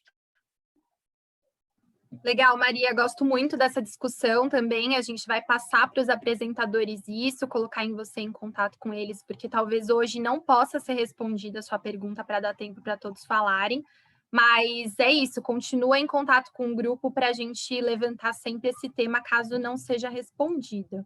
Agora é o João, tá bom? Boa, voltou em mim. Oi, gente. Boa tarde. Não, me apresentando de novo, eu sou o João, sou formado em Economia, estou aí coordenador-geral do nosso coletivo. Então, eu me inscrevi porque eu acho que esse debate foi muito bem apresentado, assim, então, antes de mais nada, agradecer a Ju, o Luca e o Rodrigo pela apresentação, que eu acho que ele é um complemento muito bom com o debate que a gente estava fazendo há 2 semanas atrás, né, nosso primeiro encontro, porque lá estava debatendo sobre a formação do Brasil e como o Brasil ele nasce como um empreendimento da colônia, né? Então, uns caras que vinham para cá pensando só como lucrar e aí usava como força de mão de obra os escravos, né, tanto indígenas quanto negros, e agora a gente está colocando como isso, na verdade, é um processo que se reafirma no tempo, né, e que está ligado ao sistema capitalista como um todo, às relações internacionais como um todo. E aí, eu acho que o próprio Celso Furtado, né, que acho que ele faz uma autocrítica muito boa no mito do desenvolvimento, acho que até se aproximando da teoria marxista da dependência, eu acho que ele fala uma coisa que é muito interessante quando a gente vai pensar agora projeto de país, né? Que ele fala que quando a gente tenta mimetizar, repetir o que é a indústria da Europa aqui no Brasil, a gente parte de uma demanda da classe dominante brasileira de querer consumir o que está lá fora. Só que a gente tem uma indústria muito atrasada em relação à indústria da Europa. Então, essa tentativa de mimetizar, porque quer consumir o que já existe lá, acaba fazendo com que a gente nunca seja possível a industrialização. E aí, nesse sentido, eu acho que tem um debate que é muito interessante, que é qual modelo de desenvolvimento a gente quer, né? Como que a gente consegue superar essa dependência do ponto de vista de projeto de país. E aí, eu acho que o Furtado dá uma boa linha nesse sentido, de que a gente tem que pensar a indústria e o desenvolvimento para as classes populares, para produção para a massa dos trabalhadores, porque é isso que, no fundo, de alguma forma, vence a contradição que a dependência brasileira está colocada, que é entre a burguesia local com a burguesia central, né? Então, acho que é muito importante aqui a gente sempre pensar qual projeto de Brasil a gente quer. E eu acho que o projeto de Brasil que a gente quer é um de desenvolvimento, mas é um de desenvolvimento popular, é um de desenvolvimento pensando a produção para as classes baixas e com valorização do salário mínimo, né? Que aí a gente pode, enfim, expandir o mercado interno e ao mesmo tempo se desenvolver. Era esse debate que eu queria trazer. Obrigado, Ju. Posso só fazer um comentário sobre o que o João falou? Desculpa aí, porque depois... Faz depois, Tá. que aí qualquer Então, coisa depois a gente vai ter... Eu tô vendo que vai ter tempo, a gente resolve, até você pode responder a pergunta da Penha também. Vamos deixar para tentar responder tudo no final. Vai rolar tempo. Tá Vou passar para Clara, tá? Obrigada, Ju. Oi, gente, tudo bem? Meu nome é Clara, eu sou estudante de Economia da Unicamp e eu estou coordenadora de formações e formulações aqui do coletivo.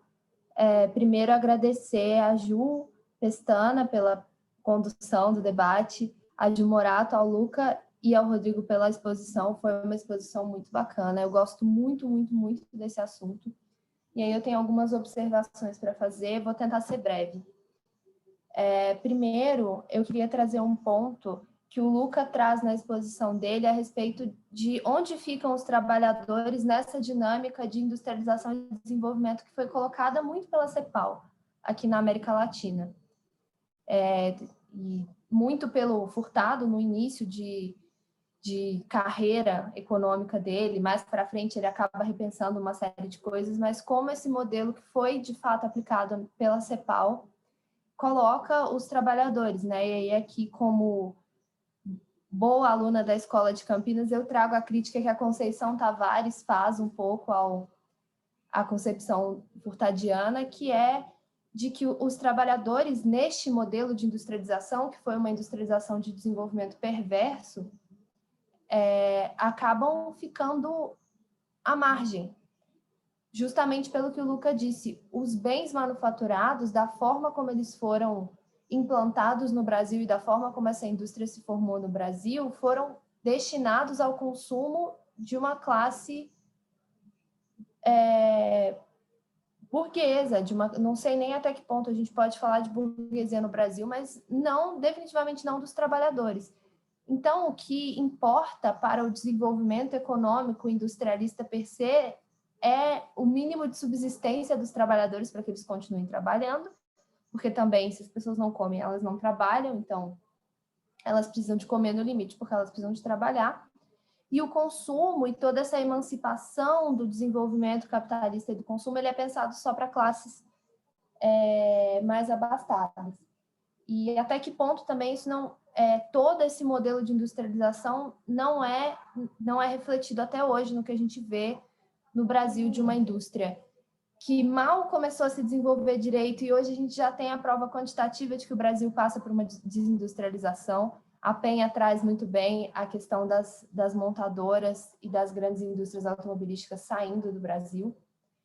Então, eu acho que é uma questão de pensar mesmo o desenvolvimento industrial não enquanto fim, mas enquanto meio para um desenvolvimento popular. E aí eu acho que eu sou extremamente admiradora de todo o pensamento cepalino, mas eu acho que aí entra a minha crítica, que vai um pouco junto com o que a teoria teoria marxista da dependência fala, que é por que a gente quer desenvolver a indústria, se não para emancipar o povo e para emancipar o país.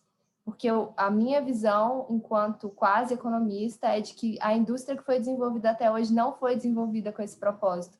Ela foi desenvolvida com o propósito de inserir o Brasil nas cadeias globais de valor, nesse papel exatamente de periferia. Porque a gente chega em um momento de acumulação capitalista que a periferia também precisa de indústria para se dinamizar e para dinamizar o seu mercado.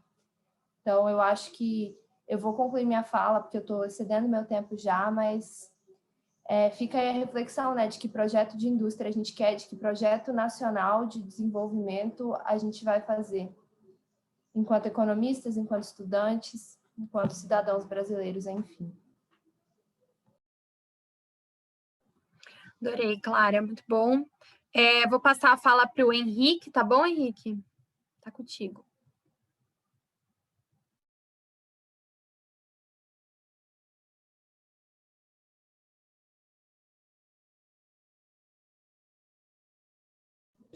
Agora foi. Obrigado. Eu também pretendo ser breve. Eu queria, antes de mais nada, parabenizar os nossos 3 apresentadores. Foi uma apresentação muito boa. Parabenizar a Ju, que está moderando, que está arrasando, está de parabéns. E, assim, eu queria... E tem tanta coisa para falar, tem tanta reflexão legal. Eu acho que tem até discussões que eu tenho certeza que a gente vai falar em outros encontros do ciclo, coisas que a gente vai discutir nos nossos snaps também. E eu quero trazer 2 bem breves. Assim. Primeiro, um pouco nisso do que a Clara, o João, já foi dito aqui, sobre que indústria que a gente quer. E eu acho que um dos grandes problemas que a gente tem hoje é que, às vezes, a gente pensa muito na indústria que a gente quer sem pensar no padrão de vida que a gente quer. Então, é muito comum, até mesmo na própria esquerda, falar assim, não, a vida que a gente quer envolve muito mais cultura, muito mais tempo livre, muito mais convívio com a natureza, um bem-estar generalizado, mas, o que a gente quer de indústria? Não, a gente quer fábrica tradicional, carro, viva a Ford tem que ficar no Brasil. Então, assim, eu acho que a gente tem que pensar para o futuro, quando a gente pensa no futuro, pensar, assim, a gente quer educação, cultura, saúde, a gente precisa pensar num sistema produtivo que atenda essas demandas, não necessariamente um outro sistema produtivo vai gerar dinheiro para alguém ir lá atender essas demandas. E, rapidinho, assim, outra coisa que eu acho sobre o Mercosul, que é uma que o Rodrigo falou, e eu acho interessante pensar no Mercosul como uma forma de escapar da dependência, porque se a gente for olhar as exportações, isso foi falado pelo presidente argentino, se eu não me engano, na comemoração dos 30 anos. Assim. As exportações que os países do Mercosul têm com os países de fora do Mercosul normalmente são produtos básicos, produtos agrícolas, commodities. Só que se você for olhar as exportações dos países de dentro do bloco com países de dentro do bloco, são produtos industrializados. Então, assim, às vezes a gente pensa muito no Mercosul para fora, mas a gente também devia pensar em como intensificar o Mercosul para dentro. E isso é muito importante, até mesmo para estimular a indústria, para estimular esses setores produtivos. Mas, de novo, voltando à primeira reflexão, são esses setores mesmo que a gente quer estimular. Mas, de todo jeito, eu adoro integração latino-americana, eu acho que não tem saída só para o Brasil, sem considerar muitos países vizinhos nossos, a nossa saída é conjunta. E, mais uma vez, parabenizar todo mundo, agradecer a todo mundo que veio também, eu não sou apresentador, mas agradecer a todo mundo que veio, e obrigado. Muito bom, Henrique, adorei as suas instigadas, assim, realmente acho que provoca muitas falas aí. Até tô com vontade de falar, mas não vou falar, porque vou deixar para o pessoal. Vou passar para o Círio, tá bom, Círio? Pode entrar.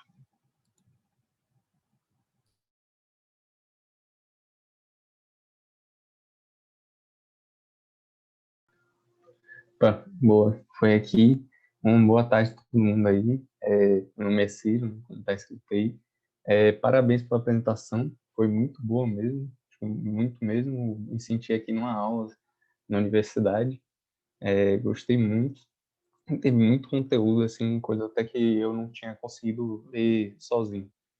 Mas eu queria instigar assim, também o pensamento com uma teoria que não foi debatida na aula, mas que é interessante pesquisar nessa parte do desenvolvimento, da dependência, etc., que é a teoria do desenvolvimento desigual e combinado, né?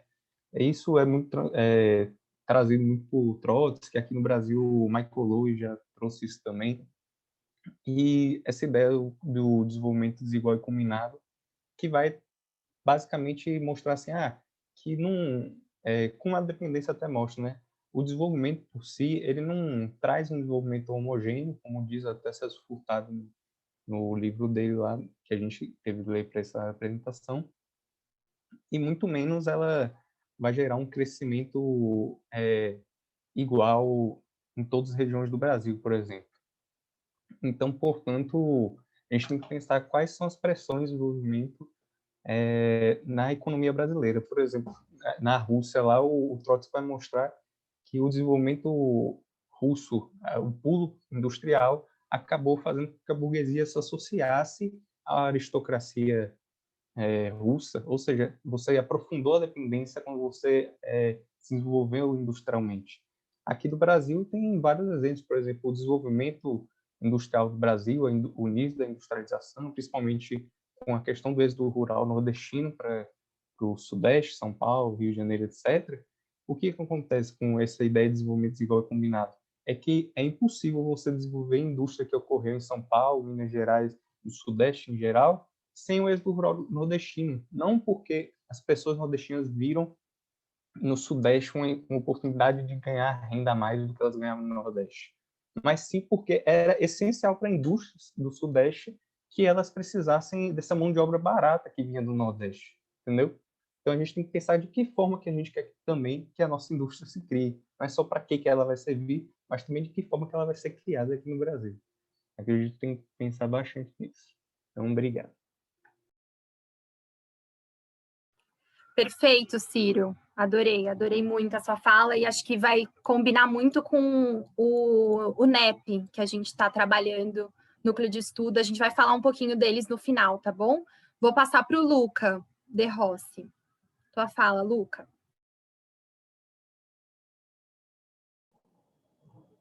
Bom, eu acho que vocês estão me ouvindo, né? Então, boa tarde, gente. Meu nome é Luca, eu tenho 18 anos, eu sou estudante de Economia na FEA, recém-filiado ao PT, militante do Disparado, enfim.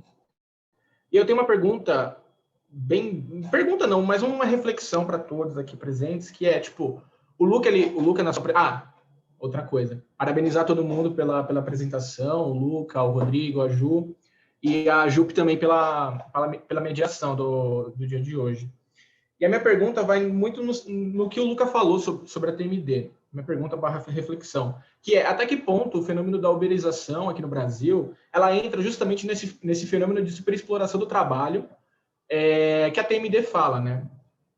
Eu acho que é um fenômeno muito recente, tipo, que alguns pesquisadores da Unicamp falam bastante, e a minha reflexão é sobre isso. Até que ponto esse fenômeno da uberização ele se insere dentro dessa dinâmica de superexploração do trabalho, tendo em vista, inclusive, o que o Marx falou numa nota de rodapé lá no livro 1 do Capital, que, tipo, que a tríade da produção capitalista é a superprodução, é a superpopulação que se insere nesse quadro de uberização e o sobreconsumo.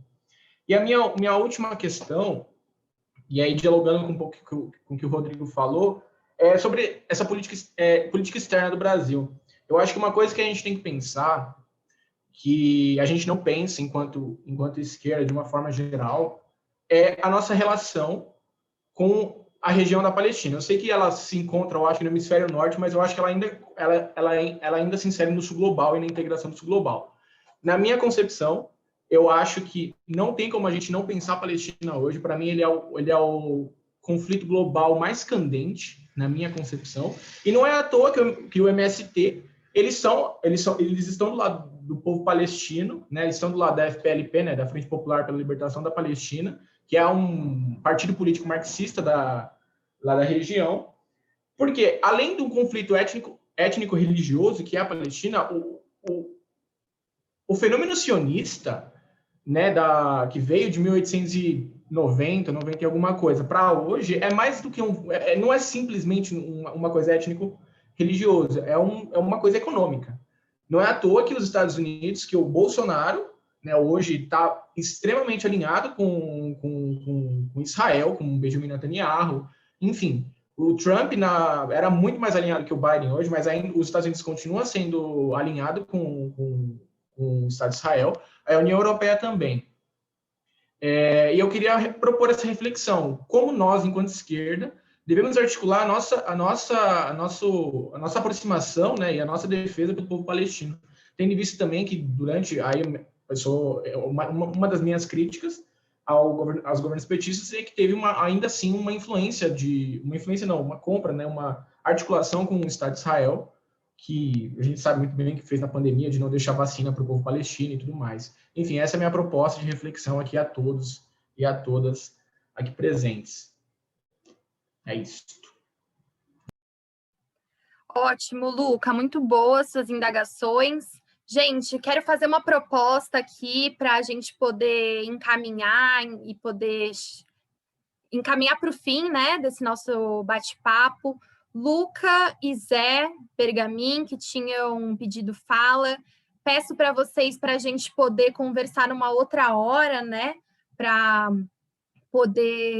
a gente poder continuar discutindo. Tem muita gente nova nesse espaço, eu acho que seria legal a gente apresentar um pouco dos NEPs, tá? Eu acho que esse é o ideal. Eu queria falar um pouco de comunicação, não eu acho que a Fê Peron não está aqui. O Pedro pode falar um pouco sobre comunicação, Pedro?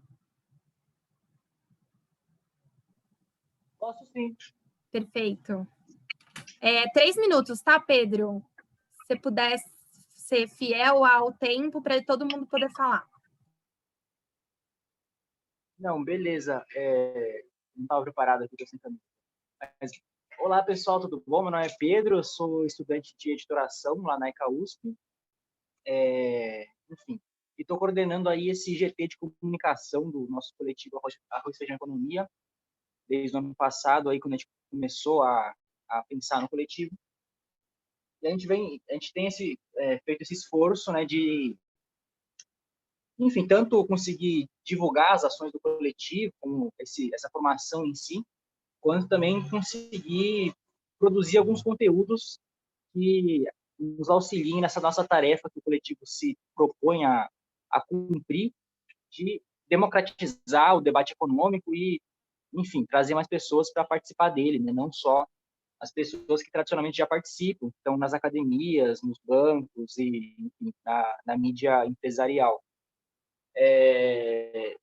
Enfim, a gente tem se organizado com reuniões semanais, né, que a gente consegue articular tanto formações políticas, de economia, também com formações de comunicação, tanto mais teóricas quanto também mais práticas, né? Acho que tem sido uma dinâmica bem interessante desse GT, da gente conseguir fazer um GT de comunicação que não é puramente operativo só, né? Como muitas vezes acaba sendo. Tem muita coisa que é operativa, é claro, a gente para produzir os conteúdos e fazer todo o trabalho, né, de divulgação, de produção de conteúdos, mas a gente procura sempre também ser um espaço interessante e de formação mesmo para os nossos militantes e para, enfim, um espaço de formulação mesmo pro coletivo, para a esquerda, tudo mais, nesse quesito da comunicação popular, né? Enfim, chegar nas massas e tudo mais, no meio digital e tudo mais que a gente pode pensar.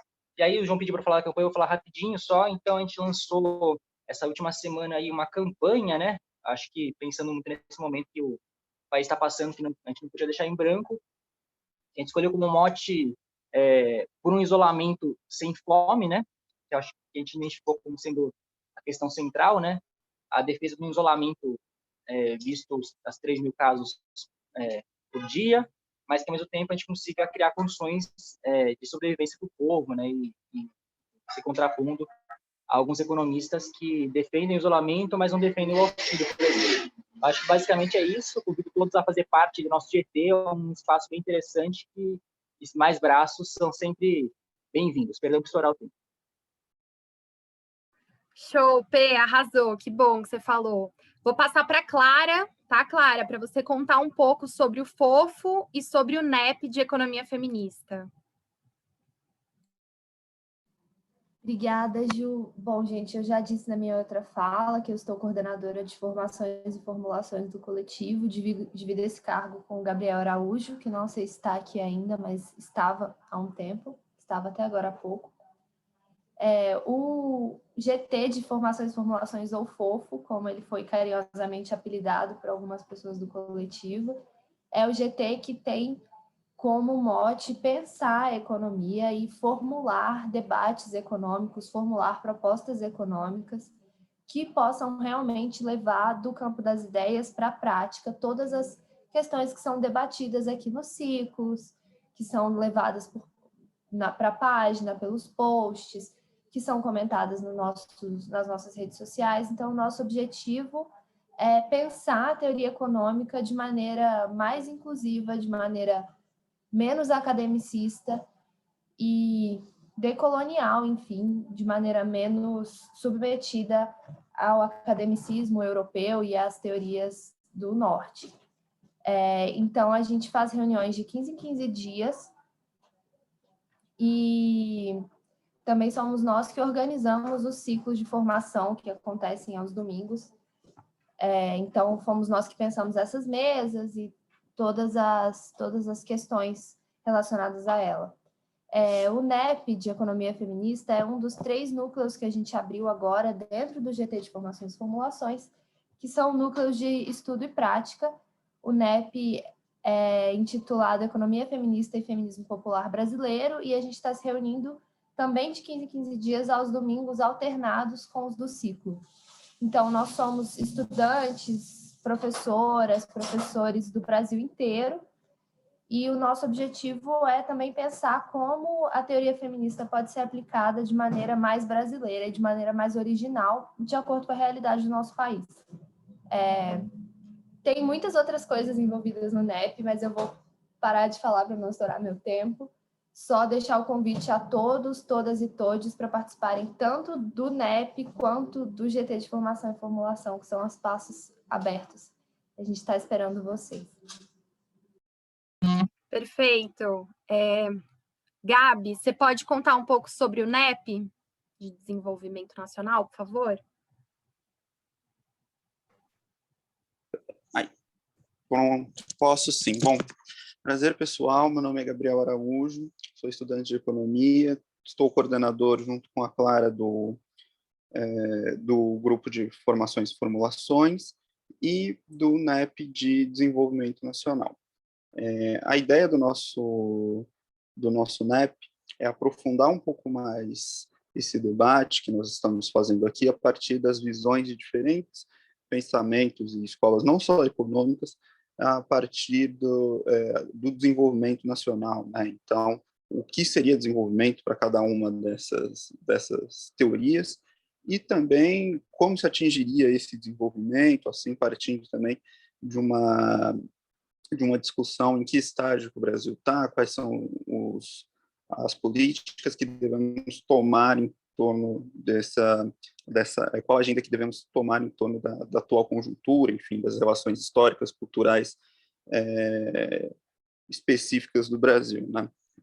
Como a Clara comentou, o nosso NEP também, ele alterna são reuniões a cada 15 dias, alternando com o nosso ciclo de formação para não sobrecarregar ninguém, e a ideia também é ser um espaço muito mais de debate, mais aberto ali para colocar não só a parte teórica, mas também o tanto que vivemos no nosso dia a dia, um pouco da conjuntura de hoje, fazendo esse paralelo aí. Então, acho que é isso, e obrigado, pessoal. Muito da hora, Gabi. João, a fala está com você para contar sobre nosso último NEP, beleza? Beleza, Ju, valeu. Gente, sei que também, né, domingo à tarde todo mundo já está meio cansado, mas queria pedir aí para 55 pessoinhas que ainda estão até agora, agradecer primeiro de tudo, ficarem até agora com a gente, mas para não sair ainda, que eu tenho 3 informes bem rapidinho, tá? Então, além disso tudo que a gente está fazendo, vocês viram que o coletivo faz muita coisa, né? Comunicação popular, formação, núcleo de economia feminista, núcleo de desenvolvimento nacional. Tem um terceiro núcleo, que é o nosso núcleo de estudos e prática em financiarização, economia solidária e finanças populares. A gente sabe que a gente está num momento em que a financiarização cresce muito no Brasil, né? Toda hora um curso novo de como ficar rico em um mês, onde aplicar o seu dinheiro. No passado dobrou o número de pessoas na Bolsa de Valores no Brasil, e a gente fez esse núcleo para estudar esse processo de financiarização do Brasil e, ao mesmo tempo, pensar como usar instrumentos financeiros, não para esse fim, né, da Bolsa de Valores, mas para fim do financiamento popular, financiamento de empreendimentos populares, de cooperativas e coisas desse tipo que vem das finanças solidárias ou da economia solidária. Então, é um núcleo que estuda bastante, também quer começar a botar a mão na massa e ir para os territórios, se tudo é certo, assim que a pandemia der uma amenizada, né? E aí, a segunda coisa queria convidar quem quiser a integrar o nosso coletivo. A gente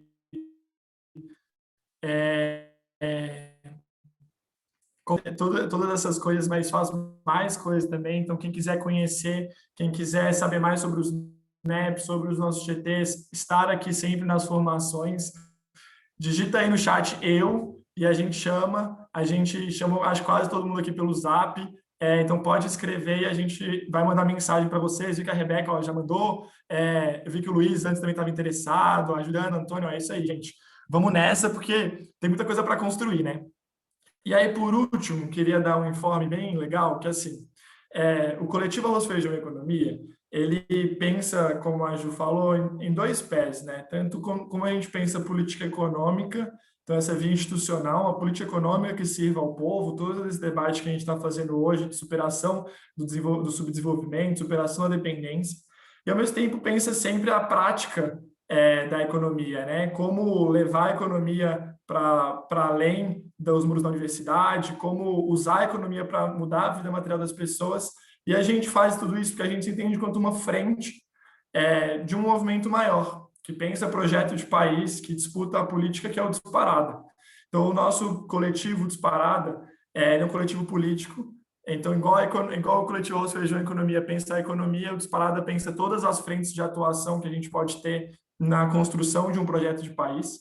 E hoje, daqui a pouco, às 5 horas, a gente vai ter a nossa reunião do Encontro Estadual de São Paulo. Sei que aqui tem gente do Brasil inteiro, o coletivo está nos 4 cantos do Brasil, está no Maranhão, na Bahia, no Distrito Federal, Minas, mas acho que a gente pode também aproveitar esse momento que tudo está online. Então, quem quiser ficar aqui, participar desse encontro estadual, acho que vai ser muito legal. A gente vai contar todas as atividades que a gente faz. O dia de hoje é um dia de apresentar o Disparada, apresentar as nossas frentes. A gente tem cursinho popular, a gente tem coletivo negro, a gente tem rede de solidariedade, tem um monte de coisa.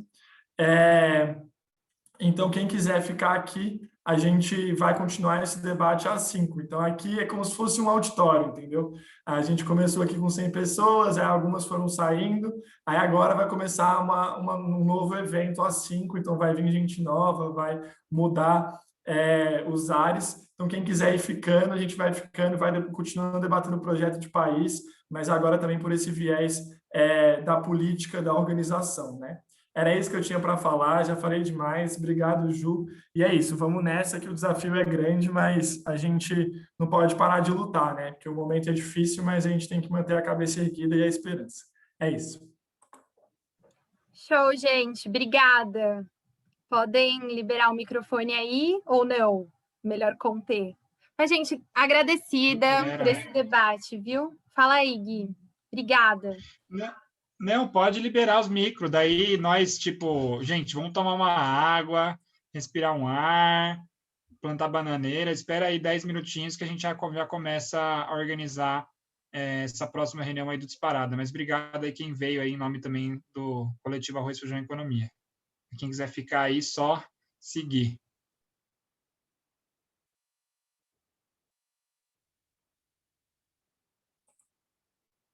Bom, já que foi liberado, acho que nesse momento, então, tá liberado aí quem quiser abrir o microfone, debater. Acho que agora também é aquele, igual no presencial, tinha aquela conversa após